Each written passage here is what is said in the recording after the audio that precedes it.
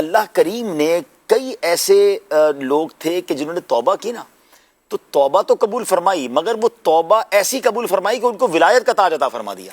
اب یہ ایک ایسا ٹرننگ پوائنٹ ہے، یعنی اولیاء کرام کی ایک باقاعدہ کیٹیگری ہے کہ جو توبہ سے پہلے غلط کاموں میں مصروف تھے۔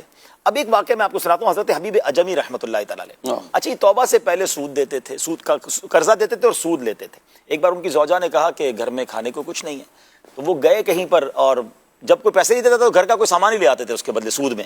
تو کسی کے گھر گئے ہوں گے پیسے لینے، تو اس نے کہا پیسے دو، تو میرا شوہر تو نہیں ہے، تو کہا کچھ اس کے بدلے سامان دو، تو کہا گھر میں کھانے سارا سری ہم نے بکری ذبح کی تھی، گوشت ووشت تو ختم ہو گیا، ایک سری ہے وہی دے دو۔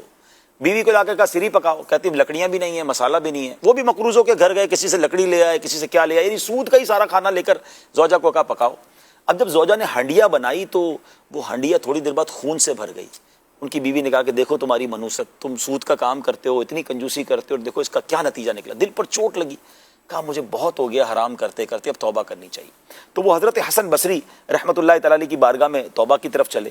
امام حسن بصری کی طرف جا رہے تو راستے میں بچے کھیل رہے تھے، کہتے جلدی ہٹ جاؤ، حبیب سود خور آ رہا ہے، کہیں ہمارے اس کے پیروں کی مٹی ہم پر نہ لگ جائے اور اللہ کریم ہم سے بھی ناراض نہ ہو جائے، ہم بھی بدبخت نہ ہو جائے۔ اور دل پر چوٹ لگی کہ بچے بھی میرے بارے میں یہ باتیں کر رہے ہیں۔ حضرت حسن بصری کے پاس گئے، وہاں جا کر توبہ کی۔ اب جب واپس آئے تو وہی بچے کیا کہتے ہیں، جلدی جلدی دور ہٹ جاؤ، حبیب اجمی توبہ کر کے آ رہے ہیں، کہیں ہمارے قدموں کی خاک ان پر نہ پڑ جائے، ہم بدبخت نہ ہو جائے۔ آپ کہتے ہیں یا اللہ ابھی تو میں نے توبہ کی اور تو نے بچوں کے دلوں میں میری نیک نامی کا چرچا بھی کر دیا۔ اور پھر آپ کی اس توبہ کے بعد اللہ نے وہ مقام دیا کہ اب اللہ کے ولیوں میں شامل۔ سبحان اللہ۔ حضرت فضیل بن عیاض ایسے ڈاکو تھے کہ لوگ آپ جس راستے سے گزرتے لوگ گھروں میں چھپ جاتے تھے۔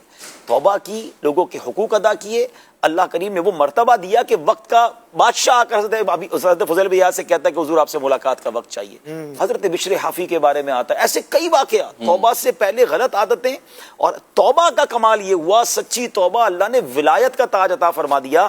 اشفاق بھائی، اس سے مجھے ایک اور بات بھی سیکھنے کو مل رہی تھی کہ امیر اہل سنت ہے نا، کچھ باتیں واقعی بہت بہت گہری ہوتی ہیں۔ امیر اہل سنت کے کلام میں ہمیں ولایت کی دعا ملتی ہے، ولایت مانگا رب سے نا۔ اور اب میں یہ سوچتا ہوں ٹھیک ہے ہم تو اس قابل نہیں، گناہ گار، خطا کار، مگر میرا رب چاہے تو وہ ڈاکو کو بھی ولی بنا سکتا ہے، وہ سود خور کو ولی بنا سکتا ہے۔ تو اپنی ولایت کی خیرات دے دے میرے غوث کا واسطہ یا الہی، یعنی میرا رب چاہے تو ولایت کا دروازہ تو بند نہیں ہوا نا، تو کیوں نہ ہم اپنے اللہ کی بارگاہ میں عرض کرتے رہا کریں۔